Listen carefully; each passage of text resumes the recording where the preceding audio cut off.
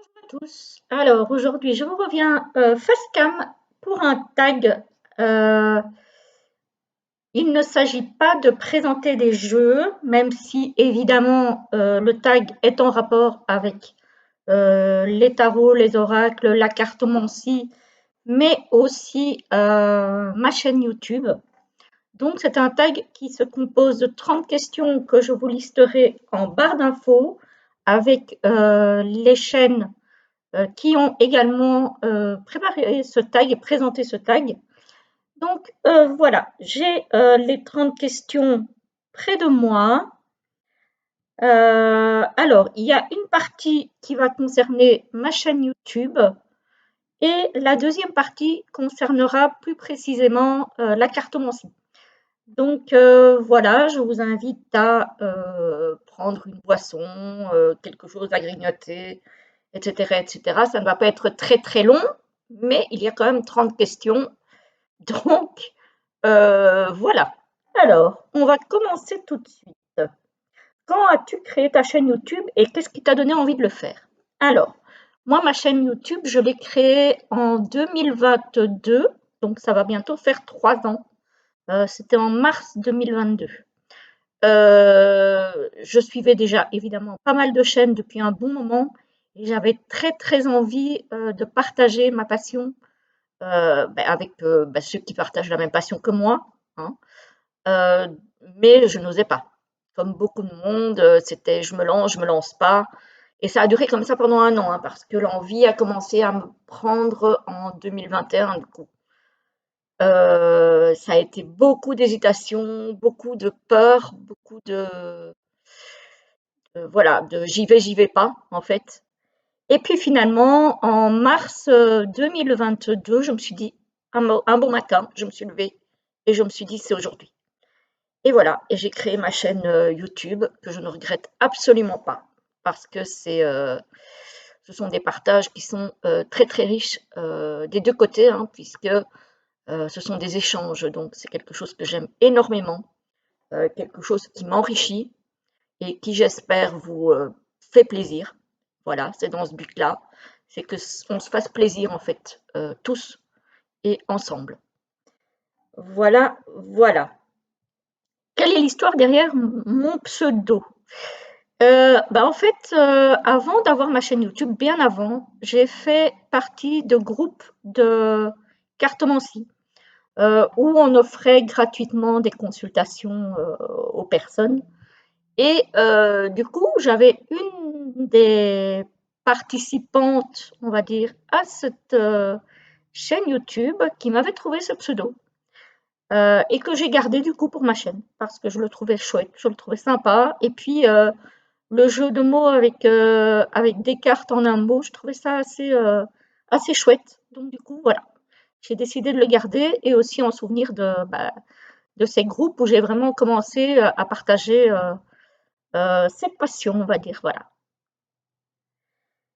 Alors, quel type de vidéo tu préfères faire? Alors, ce que je préfère, moi, ce ne sont pas les vidéos, clairement, ce sont les lives. J'adore faire des lives parce que j'adore les échanges en direct avec les personnes. Je trouve ça très très chouette, très très enrichissant, très sympa. Voilà, on a des échanges qui sont vraiment super. Donc, vraiment, j'adore ça. Alors, quel est le sujet ou l'idée de vidéo que tu hésites à faire ou à refaire, pardon. Alors, en termes de vidéo, il y en a pas tant que ça que j'hésite à faire ou à refaire. Hem, Si ce n'est oui. Alors au début, je faisais des vidéos, sur la littérature, n'importe quoi, sur la lithothérapie, je vais y arriver. Et en fait, ces vidéos n'ont pas tant marché que ça.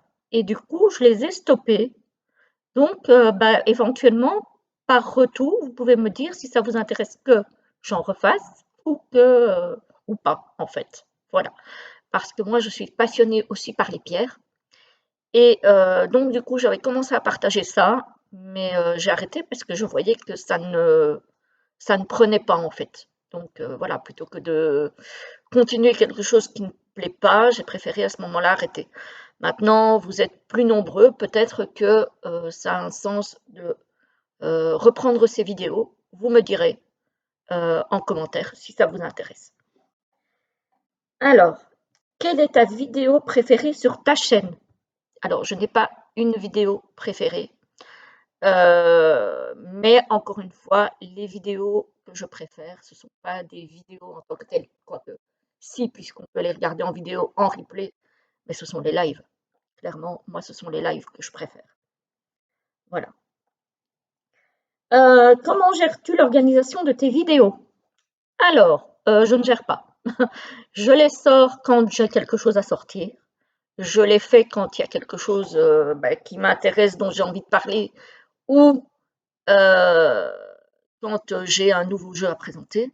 D'ailleurs, pour le moment, je suis en train de réfléchir à changer de format, d'ailleurs, pour les présentations de jeux, et d'en faire une ou deux par mois, mais plus longues, qui reprend tous les jeux que j'ai eus durant le mois. Donc voilà, dites-moi là aussi si ça vous plaît plus comme ça, ou si vous préférez les vidéos jeu par jeu. Voilà. Pour ça, je préfère prendre vos avis et j'aviserai en fonction. Ça dépendra un petit peu de ce que vous en pensez. Alors, quelle a été la vidéo la plus difficile à faire sur ta chaîne? Encore une fois, les lives, parce que pour se lancer en direct, déjà, il faut accepter de se voir face cam, ce qui n'est pas forcément évident, hein. Donc moi, j'ai eu pas mal de soucis avec ça, mais à contrario, ce sont celles que je préfère faire. Donc je suis très contente de m'être lancée et je ne le regrette absolument pas, absolument pas. Mais clairement, ce sont les vidéos que j'ai eu le plus difficile à tourner. Quels sont les outils que tu utilises pour créer tes vidéos? Pas grand-chose, à part le PC, le téléphone et les jeux. Voilà, je ne fais pas de montage, je ne coupe rien, parce que je n'y connais rien, je suis une vraie quiche en montage. Donc c'est nature peinture. Alors parfois quand il y a trop d'hésitation, de mots qui ne veulent rien dire, je coupe et je recommence.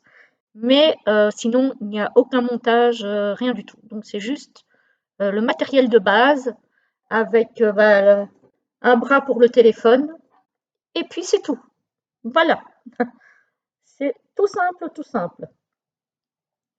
Alors, as-tu déjà eu des doutes concernant ta chaîne ou as-tu envie d'arrêter tes vidéos? Alors oui, oui, oui, oui, clairement. Euh, le cap le plus difficile pour moi, et je pense que c'est peut-être la même chose pour pas mal de personnes, c'est le cap des 1000 abonnés. Alors, combien de fois je n'ai pas eu envie d'abandonner parce que ça grimpe pas vite parfois, parfois ça descend aussi. Et puis je me suis accrochée parce que je me suis dit quand même j'aime bien ce que je fais. J'aime bien ces partages, j'aime bien ces dialogues qu'on a entre nous. Donc je me suis dit mais si, je continue en fait. Et là, depuis que j'ai passé le cap des 1000 abonnés, j'ai complètement lâché prise. Voilà, ça monte, c'est très bien, je suis très heureuse, évidemment, on va pas se mentir et on va pas être hypocrite non plus. Mais si ça descend un petit peu par moment ou si ça stagne, eh bien, c'est que c'est comme ça. C'est que ça doit être comme ça. Et puis ce n'est pas très grave en fait. Voilà. Euh, donc, euh, donc là maintenant, j'ai passé ce cap de j'ai envie d'arrêter. Voilà, ça c'est terminé. Mais c'est vrai que je l'ai eu. Je ne vais pas vous mentir, je l'ai eu. Alors, comment gères-tu l'organisation de tes vidéos? Bah, encore une fois, je les tourne et je les mets en ligne. En général, assez vite, voire même dans la foulée. Parce que je n'aime pas d'avoir 36 000 vidéos en attente, parce que sinon j'ai du mal à m'y retrouver. Donc, et au fur et à mesure qu'elles sont en ligne, je les supprime du PC ou du téléphone pour pas que justement ça me prenne trop de place. Donc voilà, je les fais en général au fur et à mesure de la diffusion. Alors, Comment gères-tu les avis négatifs sous tes vidéos? Alors, ça dépend. On peut me dire qu'on n'aime pas tel ou tel jeu, c'est normal. On peut me dire que voilà, il y a ça ou ça qui n'a pas plu, ce n'est pas un problème. Ça, j'ai aucun souci tant que la critique est constructive, je laisse, il n'y a pas de souci. Je réponds à tous les messages, sauf quand bah, la négativité ne m'apporte rien en fait. Les critiques négatives qui ne sont pas constructives, les insultes, les choses comme ça évidemment, je supprime. Ceci dit, je crois qu'en presque 3 ans de vidéos, j'en ai eu 2 ou 3 que j'ai supprimés. Donc franchement, je suis très chanceuse au niveau de ma communauté et des personnes qui passent par ma chaîne.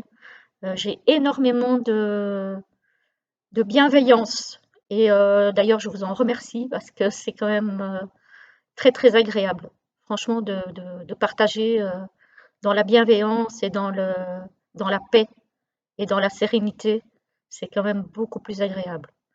Donc voilà, je suis très chanceuse de ce côté-là. Alors, quel conseil donnerais-tu à quelqu'un qui veut se lancer sur YouTube? Alors, déjà, première chose, l'envie. Voilà, l'envie, parce que c'est ça qui est à la base de tout. L'envie, la persévérance aussi, parce que comme je l'ai dit, il y a des moments parfois un peu plus où on a des doutes, où on se remet en question, où on se dit mais ça ne plaît pas, ou ça ne décolle pas. Voilà, donc il y a des moments quand même où c'est un petit peu compliqué au niveau émotionnel, surtout pour moi en tout cas au début. Voilà. Et essayer justement, comme moi j'ai pu le faire après, lâcher prise sur le chiffre, sur les chiffres. Voilà. L'important, c'est de faire ce qu'on aime, de le faire avec passion, de trouver des personnes pour partager cette passion. Et puis, voilà. Et ce que ça m'a apporté aussi, évidemment, c'est des amitiés dans le milieu de la cartomancie, hein. Et ça, c'est pas négligeable non plus. C'est vraiment quelque chose de très précieux parce que du coup, on se retrouve autour de ce thème-là, mais finalement, on a aussi des amitiés qui se créent en dehors de ça, même si elles restent virtuelles, puisque ce sont des personnes que je ne vois pas forcément en réel, puisqu'on n'est parfois pas tout près les uns des autres, mais ce sont vraiment des amitiés sincères et précieuses. Voilà. Alors, question suivante. Quelle est la chose inattendue que YouTube t'a apporté? Eh bien, justement, j'y viens. Ces amitiés. Ces amitiés qui sont sincères, même si elles sont virtuelles. Ces échanges vraiment bienveillants, sympathiques avec vous, avec d'autres personnes qui partagent aussi des choses sur YouTube. Donc, euh, donc voilà, c'est enrichissant, c'est agréable, voilà, je suis très reconnaissante pour ça. Et rien que pour ça, d'ailleurs, j'ai envie de continuer à partager, à donner, à recevoir aussi, parce que euh, vous, aussi bien que mes amis YouTube, et pour ne pas les citer, je cite évidemment Yon et Seb, hein, que vous connaissez pour la plupart.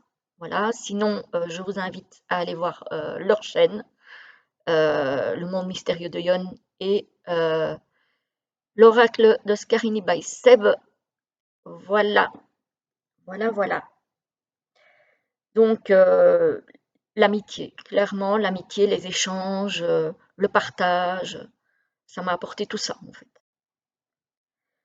Alors, si tu pouvais organiser un événement en lien avec le tarot-tube, qu'aimerais-tu faire? Ben justement, se retrouver quelque part, alors entre la France et la Belgique, hein, puisque pour la plupart, on est entre les deux, euh, pour pouvoir se retrouver déjà entre passionnés et peut-être entre personnes qui nous suivent et qu'on ne connaît pas forcément de façon physique. Donc, ça serait très sympa de se partager, je ne sais pas, un petit moment dans un parc, dans un lieu particulier. J'en ai pas là comme ça qui me viennent en tête, mais oui, se rassembler. Se rassembler, pourquoi pas tirer les cartes entre nous comme ça. Voilà. Alors, une chaîne YouTube que tu adores et que tu souhaites recommander. Donc déjà, bah, celle de mes deux amis que je vous ai citées auparavant. Et puis, j'en ai encore plein d'autres qui sont super sympas. J'en connais plein et j'en suis plein. Donc, je ne peux pas vous mettre une chaîne, voilà, avant l'autre parce qu'il y en a tellement que ça ne serait pas juste de d'en citer une plus particulièrement. Voilà. Je vous ai cité les deux chaînes avec lesquelles je partage des lives, parce qu'évidemment, je ne pouvais pas ne pas les citer, parce que ce sont vraiment des personnes qui, même si elles sont très loin au niveau géographique, sont très proches. Voilà. Donc, celles-là, je tenais vraiment à les citer. Pour les autres, il y en a encore évidemment tout plein, mais je ne peux pas vous les citer parce que déjà, ce sont des personnes que j'apprécie beaucoup, mais que je ne connais pas en dehors des partages sur YouTube. Euh, voilà. Donc, il n'y en a pas une qui passe au-dessus de l'autre. Voilà. Alors, quel est ton ou tes souhaits pour le futur de ta chaîne YouTube? Bah, continuer déjà à partager cette passion, continuer à faire des lives, continuer peut-être aussi à améliorer la chaîne, peut-être à vous demander plus votre avis, vos avis, peut-être par des sondages ou des choses comme ça, pour essayer de voir un petit peu euh, quelle nouvelle direction je pourrais prendre au niveau de la chaîne. Voilà. Peut-être plus avoir d'avis consultatifs au niveau de la communauté pour voir un petit peu bah, ce qui vous plaît et ce que je pourrais mettre en place qui pourrait vous plaire. Voilà. Alors, depuis quand pratiques-tu la cartomancie? Alors, j'ai commencé, moi, pas par les cartes, mais par le pendule. Et j'ai commencé par le pendule fin 2013. Mais j'ai très très vite enchaîné avec la cartomancie début 2014 parce que je me suis vite aperçue que ben, le pendule, à part oui, non, peut-être et je ne sais pas, ce qui est déjà très bien, mais les réponses étaient assez courtes et manquaient d'ouverture, en fait. Donc, du coup, c'est vrai que début 2014, je me suis vite acheté un premier jeu. Voilà. Alors, justement, quel a été ton premier jeu? Un jeu que vous connaissez bien, les amis, et que j'ai mis à la retraite depuis, même si je m'en suis acheté un autre parce que je ne peux pas vivre sans, c'est celui-ci, l'Oracle G, qui a bien servi, voilà, qui est bien abîmé, donc que j'ai mis à la retraite dans un pochon parce que la boîte, ben, depuis 10 ans, elle est plus de 10 ans maintenant, elle est morte, hein, voilà. Donc voilà, c'était une Tugbox, ben, elle n'existe plus. Le petit livret n'existe plus non plus, mais bon, après, pas vraiment le petit livret dont j'avais besoin. Voilà. Euh, il est suffisamment parlant. Je ne sais pas si ça vaut la peine de vous montrer les cartes. Hein, vous les connaissez. Donc voilà, l'oracle G, c'est mon premier amour. Et ça restera mon premier amour. Voilà, voilà. Euh, si tu ne devais garder qu'un seul jeu, bah, lequel serait bah, celui-ci? Voilà. Même si ça me fait très mal au cœur pour les autres, parce qu'il y en a plein que j'aimerais garder. J'essaye de jouer le jeu. Hein. Aurélia, si tu passes par là, cette question n'est pas un cadeau. Mais voilà, il faut en choisir un, donc j'ai choisi. C'est celui-là.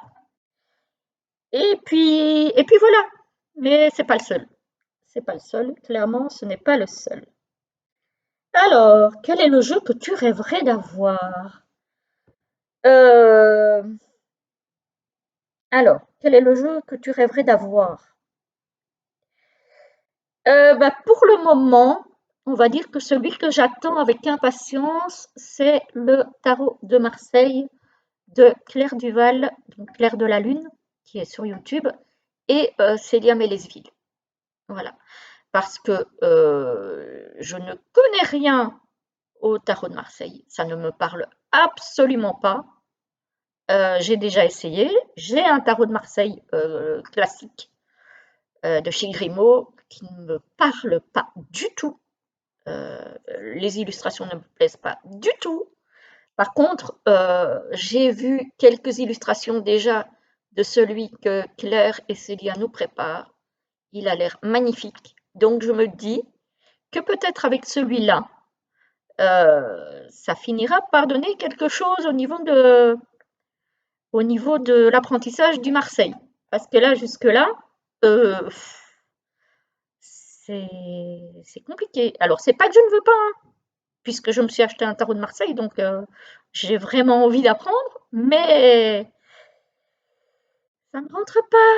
Ça ne rentre pas, c'est hermétique. Moi, des bâtons qui s'entrecroisent, des machins qui sont comme ça sur les cartes, ça ne me parle pas. Donc, on verra avec, on verra avec celui de Claire et Célia, mais oui, je l'attends celui-là. Je l'attends. Sinon, je ne suis pas trop jeux anciens, etc., etc. Déjà, ça a un prix faramineux souvent. Donc, je ne suis pas prête à acheter des jeux à 200 ou voire plus, hein.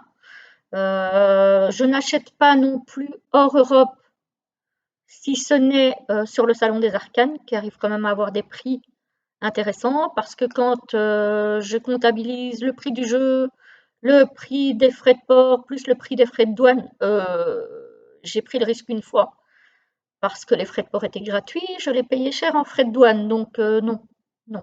J'essaye d'être raisonnable, entre guillemets, parce que je suis quand même une grosse consommatrice et acheteuse, mais j'essaye de rester quand même plus ou moins dans certains clous et de ne pas, voilà, de ne pas exagérer non plus au niveau des prix que je mets dans les jeux, parce que c'est vrai que voilà, ça commence à chiffrer, hein. Parfois c'est violent quand même, hein. Donc voilà. J'estime qu'il y a pardon, suffisamment de choix que pour ne pas avoir besoin de. Maintenant, je ne critique absolument pas les personnes qui ont envie d'acheter des jeux historiques, des jeux anciens, des jeux hors Europe, etc., etc. Chacun fait comme il veut, hein. Voilà. Moi, c'est juste que je me suis mis des limites, je me suis mis des barrières, parce que sinon, euh, je m'en sors pas. Je m'en sors pas.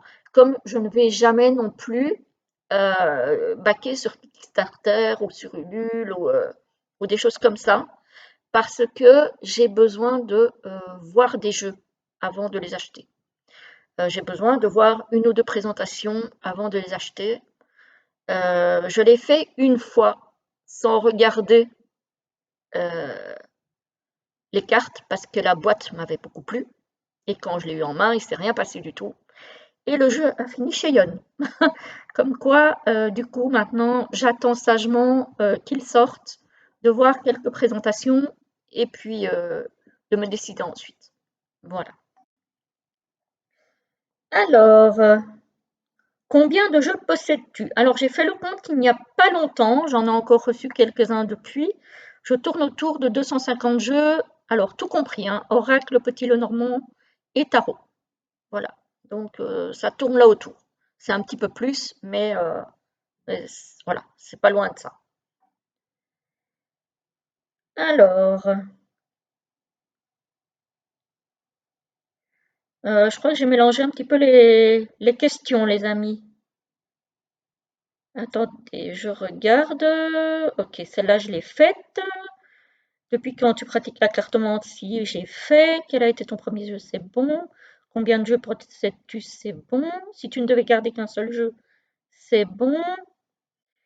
Quel est le jeu que tu rêverais d'avoir? C'est fait. Quelle carte te représente le plus? Heu, j'ai envie de dire que ça dépend des moments. J'en ai pas une qui me représente. Ça dépend des moments. Je ne me retrouve pas moi dans une seule carte. C'est pas moi. Je Ça dépend vraiment des moments, ça dépend de mon énergie, ça dépend de mes humeurs, ça dépend de mes phases aussi. J'ai pas vraiment une carte qui me représente en tant que telle. Non, non. Donc celle-là, je la passe parce que je ne me vois pas me représenter par une seule carte. Voilà. Quel type de tirage préfères-tu faire? Alors moi, j'aime bien le tirage en 9 cartes, vous l'aurez sûrement déjà remarqué. C'est un tirage que je fais beaucoup, dans le sens où il donne une vue assez générale d'une situation.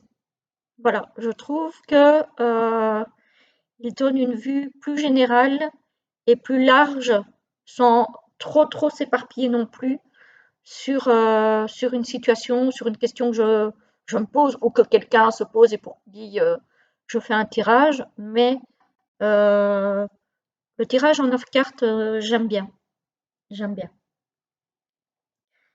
Alors, un tirage ou une carte qui t'a marqué. Euh, alors, ça c'est un petit peu personnel, mais je vais y répondre quand même. C'est que quand j'étais enceinte de mon plus jeune fils, en fait j'attendais 2 enfants et j'en ai perdu un. Voilà, ce sont des choses qui arrivent. Bon, le deuxième est là, va très bien. Euh, et quelques années plus tard, j'ai fait un tirage avec l'oracle G, parce qu'à l'époque, je ne tirais quasiment qu'avec ça, pour moi en tout cas. Et j'ai sorti, attends, je vais essayer de vous retrouver les 2 cartes que j'ai sorties en coupe. Je me souviens, c'était une coupe. Et j'ai sorti, alors, elle est là. J'ai sorti ça. Donc, le petit garçon et la croix. Et ben, ça m'est resté, hein. C'est un tirage qui m'a scotché. En fait, c'est une coupe qui m'a scotché. Je me suis dit, mais ouais, il est hyper parlant. C'est vraiment ce qui m'a le plus marqué dans les tirages pour moi que j'ai pu faire. Alors, c'était un tirage bref, net, mais tellement vrai, tellement précis, tellement parlant que il m'est resté en tête. Et ça fait des années, évidemment, que j'ai fait ce tirage, hein. C'était au tout début de ma pratique, hein. Donc, oui, cette image-là, d'ailleurs, je dois encore avoir la photo quelque part, mais il m'a marqué. Donc, voilà. As-tu déjà utilisé les cartes d'une manière inattendue ou inhabituelle? Non, non. Je reste toujours dans des tirages assez classiques, des questions assez classiques, donc non. Alors, quel est le jeu que tu conseillerais à un débutant? Alors, je n'ai pas de conseils à donner, dans le sens où pour moi, l'important est d'avoir une connexion avec son jeu. Donc, moi, ce que je conseille, et c'est ce que je fais encore toujours, c'est de regarder des présentations de jeux. De regarder déjà si, quand une personne vous présente le jeu, s'il y a quelque chose qui se passe au niveau visuel, si vous aimez euh, les dessins, le graphisme, si les mots-clés vous parlent, si vous sentez que ce jeu peut vous apporter quelque chose au niveau des réponses aux questions que vous vous posez. Voilà, je pense qu'il faut analyser un petit peu le genre de questions que vous vous posez, le genre de réponses que vous attendez d'avoir. Alors, pas nécessairement toujours positive, hein, on est bien d'accord, mais voilà, vraiment Essayez d'analyser un petit peu ce que vous cherchez dans un jeu. Voilà. Donc, en ce sens, je n'ai pas de jeu précis. Moi, j'ai commencé avec le G, hein, voilà. Il n'y a pas de mots-clés sur les cartes, hein, ce sont des cartes avec juste des dessins, mais qui pour moi étaient suffisamment clairs et simples, faciles d'accès, pour que ça puisse me donner toutes les réponses que j'avais besoin en fait. Voilà. Après, ça ne va pas être le cas de tout le monde. Et il y en a qui vont commencer avec le tarot, il y en a qui vont commencer avec la triade, alors que d'autres, peut-être que la triade, ça va leur sembler trop sombre, trop cash, trop. Moi, après celui-ci, le deuxième, ça a été la triade. Et je n'ai aucun souci à tirer la triade. Donc voilà, ça dépend vraiment du ressenti de chacun, de ce qu'on cherche, de ce qu'on a envie d'avoir comme réponse. Après, si je peux vous conseiller un style de jeu, c'est un jeu couteau suisse qui peut répondre à tout. Parce que on trouve des jeux sur le thème, alors peut-être moins du travail, mais on en trouve. Sur le thème professionnel, sur le thème sentimental, on en trouve beaucoup. Mais parfois, ils ne font que ça. Donc ça, je trouve un petit peu. Alors j'en ai pas beaucoup, parce que j'estime que en avoir un ou deux dans ces thèmes-là, bah, c'est assez, il ne faut pas en avoir 10.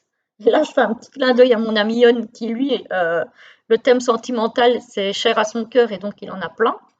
Moi, je veux dire, je préfère rester dans les jeux généralistes qui répondent à tout et qui font tout. Voilà. Euh, mais encore une fois, ça va dépendre de ce qu'on cherche, ça va dépendre de ce qu'on aime comme graphisme, ça va dépendre si on a besoin de mots-clés ou pas sur les cartes. Voilà, donc c'est vraiment les questions à se poser quand on a envie d'acheter un jeu. C'est peut-être de voir un petit peu comment est fait le jeu, comment il est structuré, de quoi il parle, quelles sont les réponses qu'il peut apporter, et si on aime les dessins. Alors moi ici, je vous avoue que les dessins du G, c'est pas ce que je préfère. Hein, on est d'accord? Je ne l'ai pas acheté pour ça.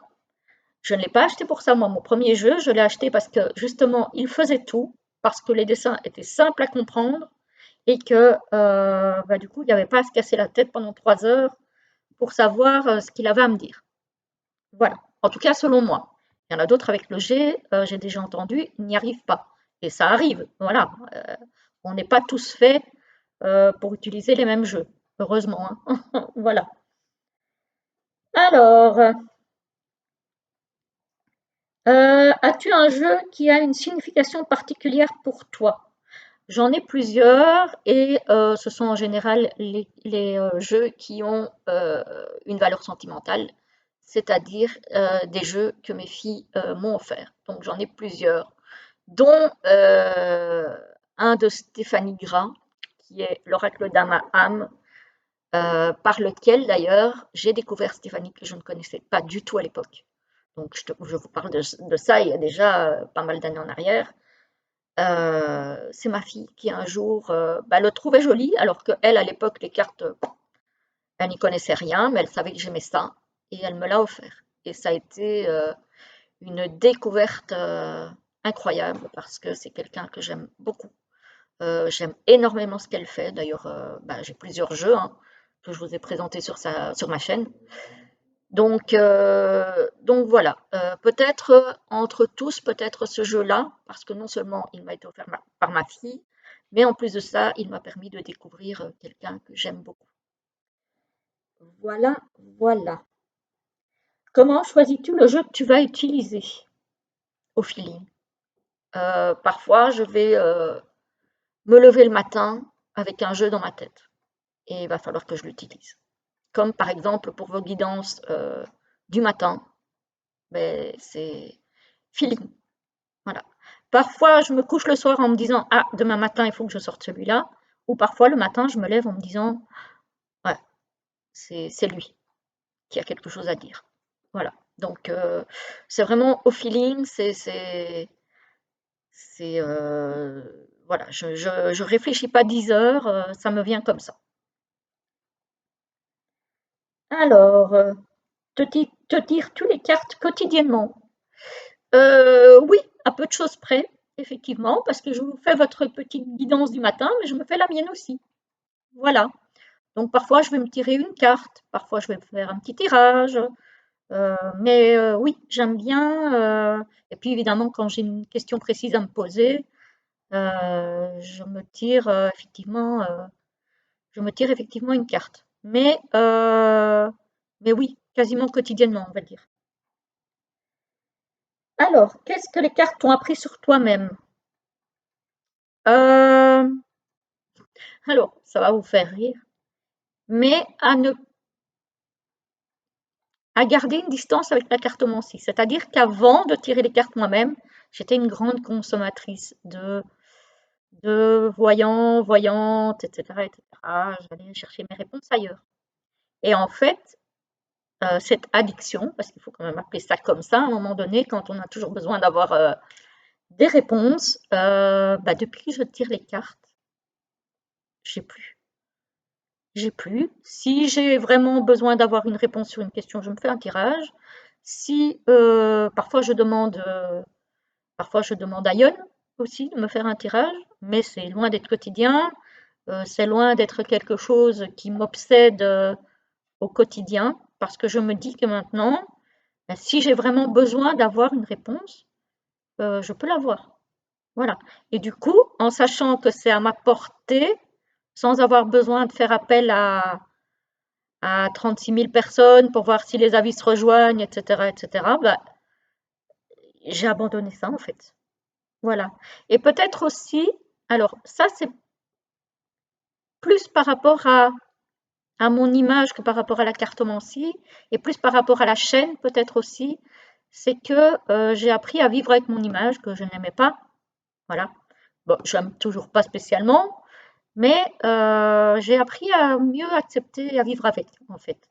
Depuis que je suis sur YouTube, finalement, je me dis que le plus important, c'est de partager et c'est pas l'image qu'on a, en fait.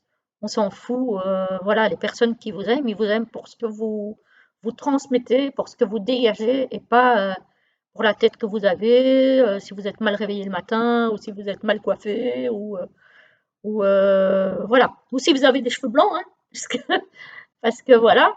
Mais finalement, c'est pas le plus important, c'est superficiel. Et c'est vrai qu'on a souvent tendance à ne pas oser. Voilà. Et c'est aussi oser. En fait, ce que la cartomancie m'a appris, c'est oser. Oser se montrer, oser s'affirmer, oser aller au-devant des autres, finalement, oser se dépasser quelque part, parce que finalement, c'est ça que ça a fait chez moi. C'est que finalement, je me suis dépassée pour arriver à créer cette chaîne, à vous partager d'abord des choses en me montrant pas, hein, parce que c'était très compliqué. Et puis depuis que je fais des lives, je me dis, bah maintenant, les gens connaissent ma tête, et voilà, maintenant, c'est fait, quoi, voilà. Donc, donc voilà. Alors, des projets ou des envies pour le futur dans ta pratique. Alors, je ne pense pas que je changerai ma pratique ou quoi que ce soit dans ma pratique actuelle, parce que je suis toujours restée assez fidèle dans ce que je fais depuis le début, en fait, hein. Donc, euh, donc voilà. Oui, peut-être, effectivement, comme je vous disais dans une autre question, enfin me mettre vraiment au Marseille et arriver à décrypter ces mystères, parce que là, pour moi, c'est mystérieux, nébuleux, compliqué, voilà. Donc peut-être arriver enfin à démystifier tout ça. Alors que avec le rider, j'ai pas eu trop de soucis, hein, ça a été relativement fluide pour moi. Le Marseille, c'est hermétique, en tout cas à l'heure où je vous parle, c'est hermétique, je n'y arrive pas, et j'ai l'impression que c'est beaucoup du par cœur. Et moi, j'aime bien utiliser mon intuition, j'aime pas d'apprendre par cœur. Et en cela, le rider est beaucoup plus intuitif pour moi. Pour moi, je parle pour moi. Donc, ce qui fait que j'ai eu beaucoup plus de facilité à, à entamer enfin une étude entre guillemets du rider. Voilà. Alors, les majeurs du Marseille, ça va. Les mineurs, c'est très compliqué. Et ce que j'ai aussi envie de faire, effectivement, dans la pratique, et plus dans la pratique de ma chaîne, j'en ai déjà parlé euh, plus tôt dans ma vidéo, c'est peut-être, si ça vous plaît, de recommencer les vidéos litho et de faire une vraie formation que j'ai achetée, mais j'ai pas encore eu le temps de m'y mettre, euh, sur la littérature. La littérature. Pourquoi je dis toujours la littérature? Il y a un truc là-dessous, les amis, à creuser peut-être. De la litho. Donc peut-être plus approfondir encore mes connaissances, parce que c'est vraiment un thème qui me passionne. Et peut-être effectivement m'atteler vraiment à ça et au Marseille. Voilà, parce que ça, c'est vraiment quelque chose aussi que j'ai envie de faire, surtout depuis que j'ai vu le début du jeu de Claire et de Célia, qui est vraiment très très beau. En même temps, tout ce qu'elles font est magnifique, hein, on ne va pas se mentir. C'est une collaboration qui fonctionne à merveille. Et voilà. Donc j'ai hâte, hâte, hâte. Celui-là, je sais que je me le prendrai. Et je sais que si je n'y arrive pas avec celui-là, je n'y arriverai jamais. Donc, c'est mon dernier espoir pour le Marseille. Voilà les amis, on est arrivé au bout des 30 questions. J'espère que ça vous aura plu. En tout cas, moi, ça m'a fait plaisir de partager tout ça avec vous. Je vous souhaite une très très belle journée et ou une très belle soirée. Et je vous dis à très vite pour une prochaine vidéo. À bientôt.